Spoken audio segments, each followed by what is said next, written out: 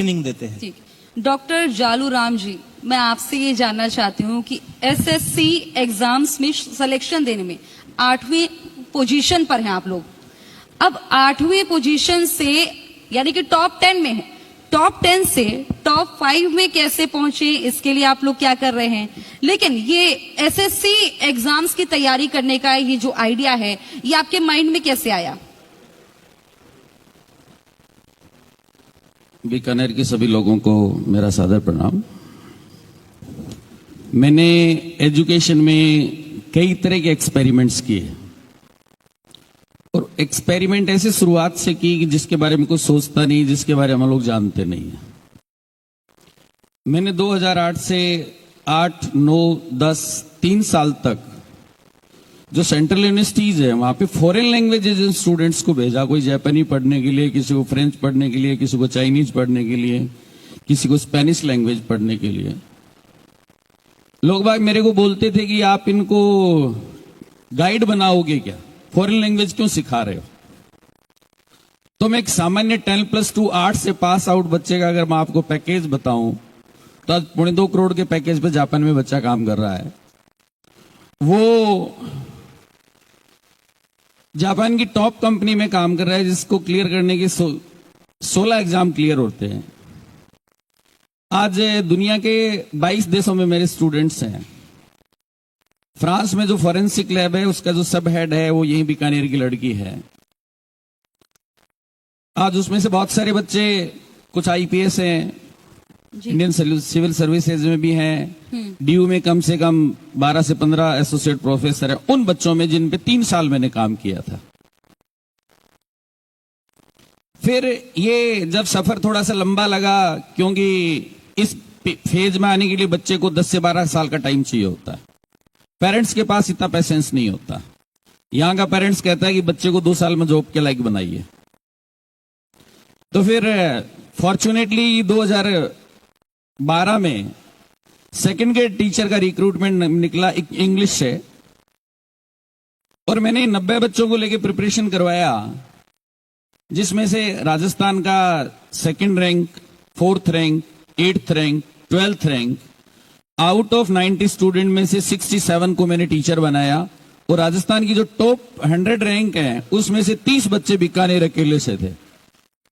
ये मेरे को टीस तब लगी थी जब 2006 में टीचर ट्रेनिंग कॉलेज में प्रोग्राम हो रहा था और राजस्थान के शिक्षा मंत्री जी ने कहा था कि ये अंग्रेजी की दृष्टि से बहुत पिछड़ा हुआ इलाका है। तो मेरे को ये चीज पिंच कर गई। मैं बाई प्रोफेशन शुरुआत से लेक्चरर था। 1995 में मैं लेक्चरर ज्वाइन किया था। उस समय मैं एज ए लेक्चरर के तौर पे काम कर रहा था। जब टीचर ग्रेड में सिलेक्शन हुए, देखिए आपको जिंदगी में आपको कुछ आपके डियर नियर होते हैं आजू बाजू वाले, जो आपको नए नए आइडियाज देते रहते हैं, नहीं देते हैं तो पिंच भी कर देते हैं कि नया आइडिया लेके आइए। मेरे को किसी एक साथी, मेरे साथ वाले लेक्चरर ने कहा कि क्या हो गया जालू राम जी, टीचर ही तो बनाए, क्या बना दिया आपने, कोई आईएएस थोड़ी बना दिया। मैंने कहा चलो आईएएस नहीं, फिर मिनी आईएएस बनाते हैं। जो एसएससी के थ्रू जो एग्जाम का जो प्रिपरेशन होता है, सीजीएलई कंबाइंड ग्रेजुएट लेवल एग्जाम, जिसमें इनकम टैक्स है, जीएसटी है, सीबीआई है, आईबी है, एनआई है, ईडी है, इसमें इंस्पेक्टर्स में रिक्रूटमेंट होता है। 2012 इंग्लिश में ये रिजल्ट देख के लोगों को समझ में आया कि यार एक आदमी को अंग्रेजी आती है बीकानेर में। तो मेरे पास 13 बच्चे चल के आए जो इसका प्री का एग्जाम पास किए हुए थे। उन बच्चों को मात्र में 35 डेज थे और 3 बच्चों को मैंने रोज 10 से 12 घंटे पढ़ाता था और 13 में से 12 सिलेक्शन हुए। और बीकानेर की धरती थोड़ी सी हिली कि ये क्या हुआ। उसके बाद पीछे मुड़ के नहीं देखा। आज लगभग 2012 से जो ये सफर शुरू हुआ था, इसमें अभी तक हम लोग हजारों इंस्पेक्टर बना चुके हैं। और आज ही रिजल्ट आया, जो 10+2 बेस पे जो एग्जाम होता है, combined higher secondary level exam होता है, आज ही रिजल्ट आया, ऑल इंडिया 2nd रैंक है। और मेरा ड्रीम है इस बीकानेर को 24-25 के 2 सेशन में, अभी बीकानेर ऑल इंडिया में एसएससी में जो बच्चों का सिलेक्शन होता है उसमें 8th रैंक पे है हम लोग।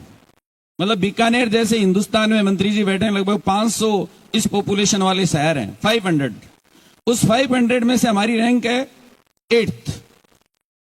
और मेरा भी मिशन है 24-25 में इस रैंक को 4 या 5 पे मैं लेकर के आऊं, और ये निश्चित रूप से होने वाला है, क्योंकि बीकानेर के लोगों में, बच्चों में बड़ी आग है। एक बात बता दूं, जहां जितना पिछड़ापन होता है वहां विकास की उतनी संभावना होती है।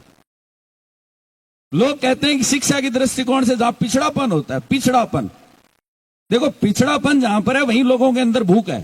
जो लोग आगे टॉप पे पहुंच चुके हैं उनको ज्यादा असर नहीं होता। आप जयपुर में जाओ, 5 IAS के मकान है, वहां कोई इंस्पायर नहीं होगा उससे।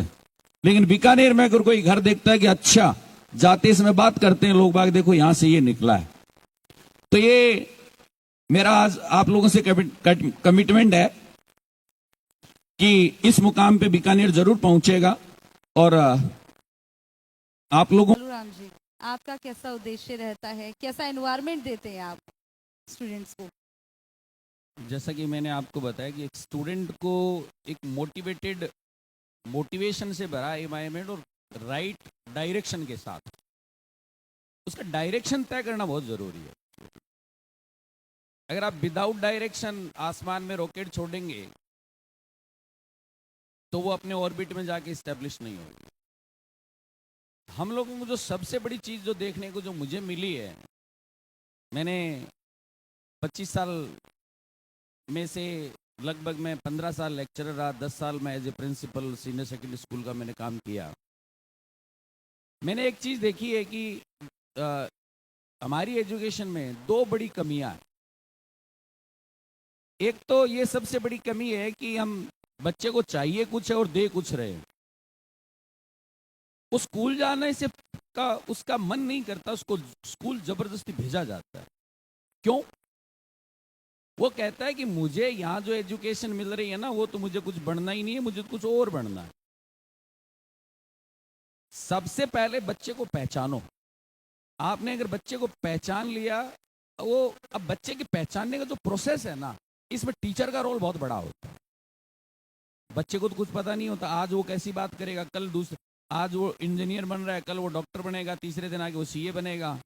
वो तो जैसे अपने दोस्तों के साथ रह गया आके वैसी बात सुन के आ जाएगा।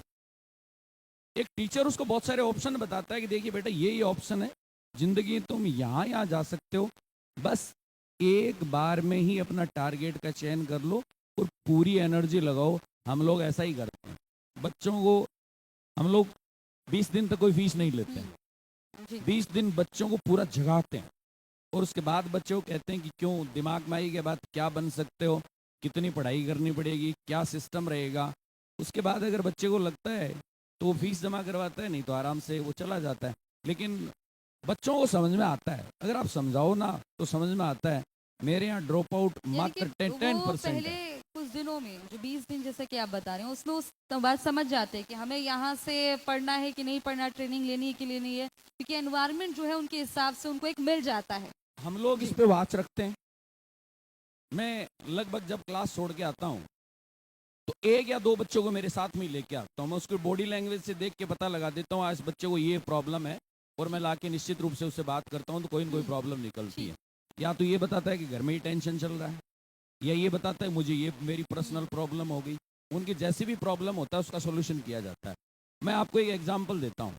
बीटेक में 48 पेपर्स होते हैं, 48 पेपर होते हैं, बच्चे को डिग्री के दौरान पास करने होते हैं।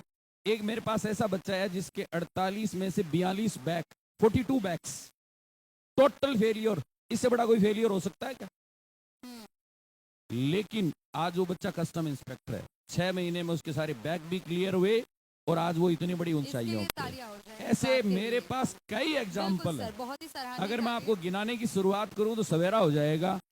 मैं कहता हूं बच्चों को पहचानने की जरूरत है, उनको पहचानो।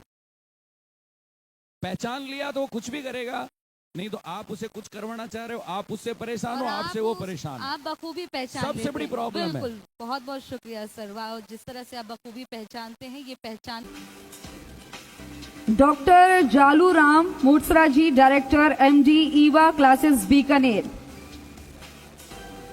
आप भी यहाँ मंच पर पधारे और मोमेंटो देकर आपका सम्मान और ज्यादा बढ़ाया जाएगा, क्योंकि आपने शानदार काम किया। हमारे साथ यहाँ पैनलिस्ट भी आप मौजूद थे, बेबाकी से जवाब आपने दिए। डॉक्टर जालू राम जी, तो जाहिर तौर पर देखिए ये तालियों की आवाज कम नहीं होनी चाहिए भाई, क्यों बार बार कम हो जाती है। बहुत अच्छी अच्छी बातें कही थी, बहुत कुछ सीखने को मिला हमें भी आपको भी।